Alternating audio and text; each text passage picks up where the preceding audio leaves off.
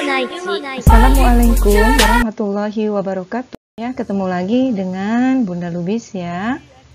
Kita akan melanjutkan materi pembelajaran kita hari ini masih mengenai bab 3 yaitu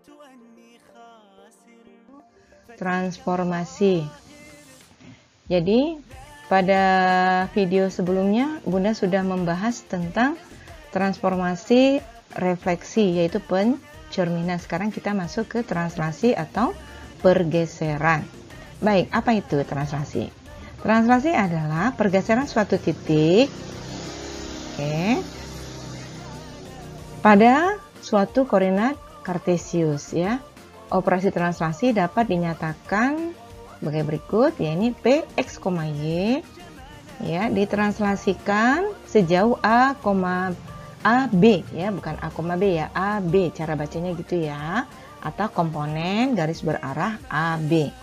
Maka bayangannya menjadi P aksen X ditambah A, berarti gini ya, X ditambah A ya, koma Y tambah B, berarti Y-nya yang ini ya, ditambah kemari ya. Baik, apa itu A dan B? A dan B adalah seberapa jauh sebuah titik bergeser ya, atau komponen garis berarah. Lalu A itu apa? A adalah pergeseran sumbu X jika X-nya positif ya. Jadi A itu adalah pergeseran untuk sumbu X. Jika X-nya positif maka dia bergeser ke kanan, dan sebaliknya jika X-nya negatif dia bergeser ke kiri. Oke. Nah, begitu juga dengan B. Hanya saja B ini adalah pergeseran untuk sumbu Y. Kalau Y-nya positif dia bergeser ke atas ya. Oke, kalau dia positif bergeser ke atas. Kalau negatif maka Y-nya negatif maka B-nya bergeser ke bawah. Nah, yang kita geser itu sebenarnya apa? Ya, yang kita geser itu sebenarnya titik, walaupun dia merupakan sebuah bangun, misalnya persegi panjang, bangun apa lagi namanya? Misalnya bangun segitiga ya. Nah, kita nanti bermain di titik-titiknya ya, di titik-titik sudutnya. Baik, Ananda. Sekarang kita langsung masuk ke contoh. Contoh yang pertama yang akan kita pelajari adalah ada titik M terletak di koordinat 2,4 pada koordinat kartesius ya. Tentukan M aksen, koordinat M aksen bila ditranslasikan sejauh 32 ya, sejauh 32. Ini titik koordinatnya, kita mau cari M aksen. Baik, caranya bagaimana? Ya, kita tulis dulu titik M-nya ini, lalu ini ditranslasikan sejauh 3, negatif 2. Maka bayangannya adalah, kita mencarinya adalah berarti 2 ditambah 3. Oke, kemari, lalu 4 ditambah negatif 2 ya. Sehingga hasilnya adalah M aksen 5,2. Baik, sayang, kita lanjutkan ke soal yang kedua. Soal kedua, hasil translasi titik P ada oleh 22 di koordinat 3, negatif 2. Ini berarti P ya, ini berarti P aksen ya nak ya. Ini adalah P aksen hasilnya ya. Maka tentukan koordinat titik P. Nah, cara mencarinya sama aja, hanya saja kita perlu perhatikan ini ya. Misal titik P itu X, Y ditranslasikan sejauh 22, maka hasil translasinya disebut P aksen yaitu 3, negatif 2. Cara mencari berarti yang mau kita cari X ya. Yang mau kita cari X, maka X ya adalah X tambah 2. Oke, X tambah 2 sama dengan X tambah 2 sama dengan X tambah 2 sama dengan 3 ya, ini ya. Sehingga X-nya adalah 3 dikurang 2 ya, sama dengan 1. Ini pindah menjadi negatif ya. Oke, Y-nya berapa? Ya sama juga, cara mencari Y-nya, Y tambah 2 sama dengan Y tambah 2 sama dengan negatif 2. Sehingga Y-nya adalah negatif 2 kurang 2, hasilnya negatif 4. Maka koordinat titik P adalah ya 1, negatif 4. Oke, kita lanjutkan nomor 3 ya nak ya. Baik, yang nomor 3 adalah ada sebuah titik K ya, K 1, negatif 2 ditranslasikan dengan komponen garis berarah sehingga menghasilkan bayangan ke aksen 4, 1. Nah, tentukan komponen garis berarahnya. Berarti kita akan mencari sejauh mana ya, berapa jauh dia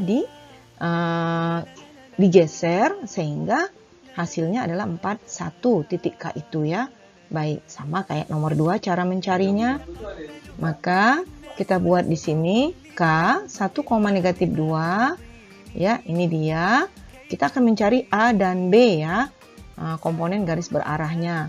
Sedangkan hasil translasi itu adalah ke aksen 4, 1. Cara mencari A-nya bagaimana? Ya, cara mencari A adalah 1 ditambah A sama dengan 4 ya. Oke, seperti ini ya. 1 tambah A sama dengan 4. Sehingga A-nya sama dengan 4 dikurang 1. Ini satunya ke ruas kanan, jadi 4 kurang 1, A-nya menjadi 3. Mencari B-nya, negatif 2 tambah B ke sini ya, sama dengan 1 ya, sama dengan 1.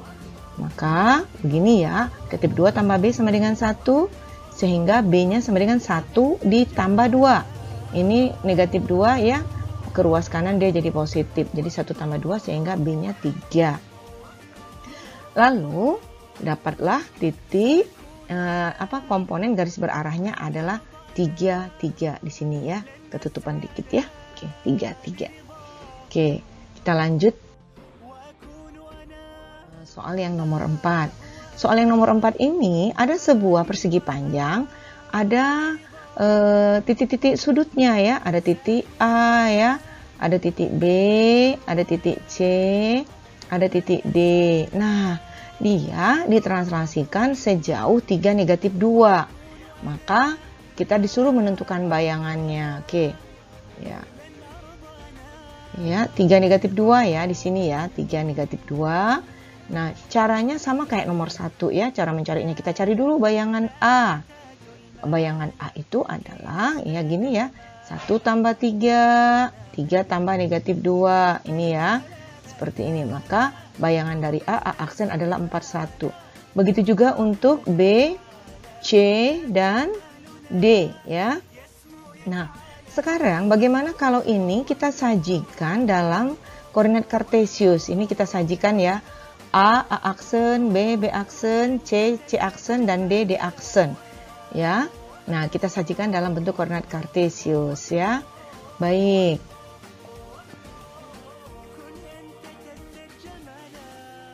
Nah, ya ini dia. Kita buat dulu koordinat kartesiusnya. Ini ada sumbu X ya, ini X. Ada sumbu Y, perpotongan antara sumbu X dan sumbu Y itu titik pangkal, yaitu titik 0,0. Sekarang kita buat titik A. Tadi di slide yang sebelum ini titik A-nya itu adalah 1,3, itu adalah titik A. Ini dia titik A ya. Sedangkan titik B-nya adalah 1, negatif 2. Ini B-nya. Sedangkan titik C-nya adalah 3, negatif 2. Ini harusnya 3 ya di sini ya. Di sini angka 3 ya. Nah, sedangkan titik D-nya adalah 3,3. Oke, kita hubungkan A ke B, B ke C ke D, D ke A. Ini dia, ternyata ini ya persegi panjangnya ya. Lalu kita cari bayangannya. Sebenarnya tanpa kita menggunakan rumus ini, kita juga bisa ya mencari bayangannya menggunakan koordinat kartesius. Ya, caranya bagaimana? Tadi kan titik A, B, C, D digeser sejauh 3, negatif 2. Berarti kalau 3 ke kanan dulu ya, ke kanan dulu 3. Dari titik ini ke kanan 3, 1, 2, 3. Lalu ke bawah 2 ya, dari titik yang ini, dari sini ya, 1, 2. Nah, di sini ya. Nah, ini dia titiknya. Oke, ini dia ya. Ini ya titik A-nya ya, di sini ya. Tadi kita geser dulu 3 ya. Di sini 1, 2, 3, ke bawah 2. 1, 2 gitu ya. Kira-kira begitu. Lalu B-nya juga begitu, digeser dia ke kanan 3 dari titik ini. 1, 2, 3.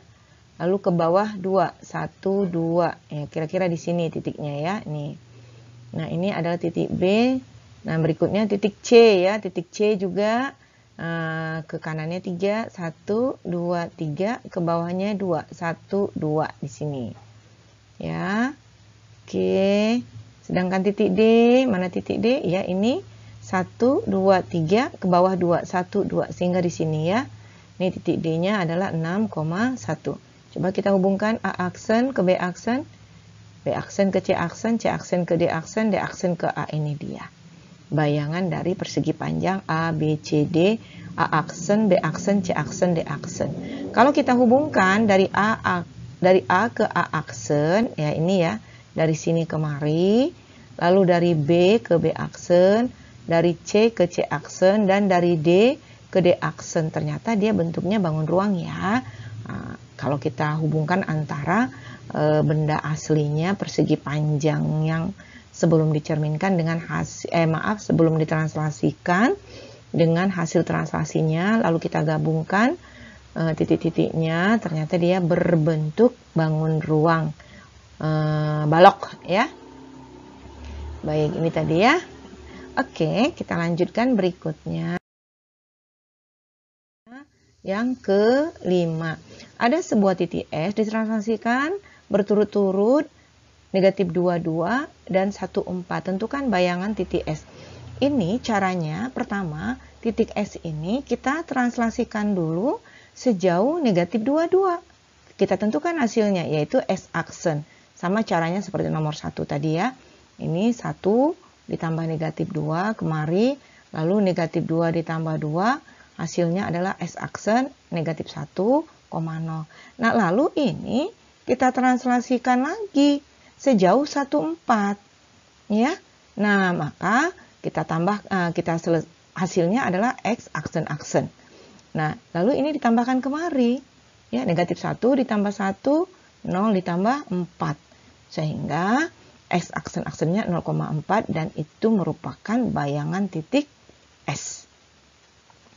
Baik,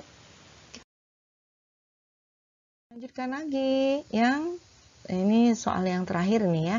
Kita akan mencerminkan sebuah fungsi. Ada fungsi fx sama dengan x pangkat 2 ditambah 2 ditranslasikan sejauh 1, 2. Tentukan bayangan dari fungsi itu. Kita misalkan aja dulu dia sebuah titik ya. Nah, ini x, y ditranslasikan sejauh 1, 2. Maka bayangannya adalah X, A aksen, X ditambah 1, ya, X ditambah 1, Y ditambah 2, gitu ya. Bentar ya, ya ini tambah 2, gini ya. Nah, berarti, kita tuliskan kembali fungsinya. Fungsi itu adalah fx sama dengan x pangkat 2 ditambah 2. Nah, fungsi ini bisa kita sajikan menjadi y sama dengan x pangkat 2 ditambah 2, ya. Nah, nanti ini nilai X ini X yang ini, kita ganti dengan X tambah 1. Ya, sedangkan Y ini kita ganti dengan Y tambah 2. Oke, nah sudah kita ganti ya. Y menjadi Y tambah 2, sedangkan X aksen menjadi X tambah 2, lalu yang ini ditambah 2. Nah, untuk mencari ini, ini kita udah pelajari ya. Ini X tambah 1 pangkat 2 artinya X tambah 1 kali X tambah 1 ya. Nah, hasilnya berapa? Hasilnya adalah X pangkat 2 ditambah 2X ditambah 1.